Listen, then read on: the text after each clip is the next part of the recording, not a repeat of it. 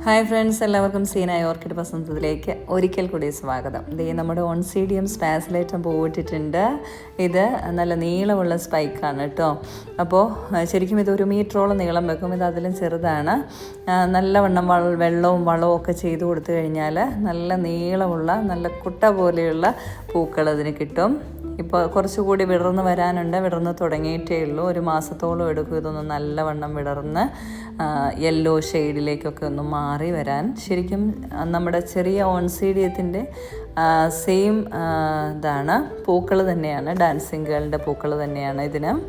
പിന്നെ ഇതിൻ്റെ സ്റ്റെമ്മ് ഓൺസീഡിയത്തിൽ തന്നെ വലിയ ചെടിയാണ് ഇത്.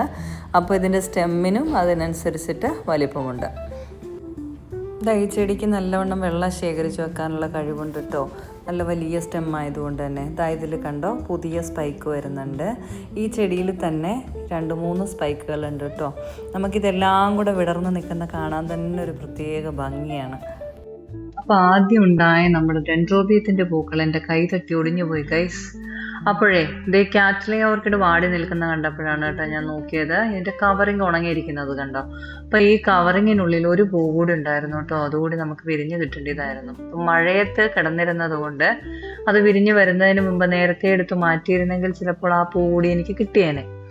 പക്ഷേ അതിൻ്റെ കവറിങ് ഇപ്പോഴും വെള്ളം കെട്ടി നിൽക്കുകയാണ് കേട്ടോ. അപ്പോൾ അതുകൊണ്ട് ഞാൻ ആ കവറിങ് എടുത്ത് മാറ്റി. അല്ലെങ്കിൽ ഇനി കാറ്റ്ലിയ ഓർക്കിഡ് പെട്ടെന്ന് തന്നെ ചീഞ്ഞു പോകും. കാറ്റ്ലിയ ഓർക്കിഡിൽ ഒരു തൈ കൂടി ഉണ്ടായിട്ടുണ്ട്. അപ്പം അത് വളർന്ന് മച്ചുവർ ആവാൻ വേണ്ടിയിട്ട് ഒരു 6 മാസത്തോളം എടുക്കും. ഒരു ഡിസംബറൊക്കെ ആകുമ്പോഴത്തേക്കും അതിൽ പൂവുണ്ടായി കിട്ടുമായിരിക്കും. എനിക്കൊരു ഓൺസീഡിയ സ്പേസിലേറ്റത്തിലൂടെ സ്പൈക്ക് ഉണ്ടായിട്ടുണ്ട് കേട്ടോ. അത് വേറൊരു ചെടിയാണ്. അതിലിതേ പുതിയൊരു തൈയൊക്കെ വന്ന് നിൽപ്പുണ്ട്. നമ്മൾ ചെടിക്ക് കൊടുക്കുന്ന വളവും പരിചരണവും ഒക്കെ അനുസരിച്ചിട്ടിരിക്കും കേട്ടോ നമ്മുടെ ചെടി എത്ര പെട്ടെന്ന് മച്ചുറാവുന്നു എന്നത്.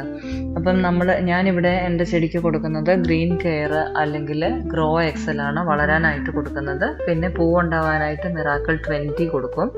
അപ്പോൾ അത് 1 ലിറ്റർ വെള്ളത്തിൽ 1 സ്പൂൺ മിക്സ് ചെയ്തിട്ട് നമ്മളതിന് സ്പ്രേ ചെയ്ത് കൊടുക്കുകയാണ് ചെയ്യുന്നത്. അതിൻ്റെ ഇലകളിലെല്ലാം സ്പ്രേ ചെയ്ത് കൊടുക്കണം. അപ്പം നമ്മളെങ്ങനെ അതിനെ പരിപാലിക്കുന്നു അതിനനുസരിച്ചിട്ടാണ് നമുക്ക് ചെടികൾ പൂ തരിക.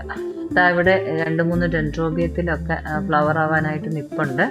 അതുപോലെ ഒരു ഫെലനോപ്സിസ് ഓർക്കിഡിലും മുട്ടിട്ട് നിപ്പുണ്ട്. എനിക്ക് മഴക്കാലത്താണ് കേട്ടോ അധികവും പൂ കിട്ടുക. അപ്പം ഞാനതുകൊണ്ട് നേരത്തെ വളമൊക്കെ ചെയ്ത് കൊടുത്തിട്ടുണ്ടായിരുന്നു.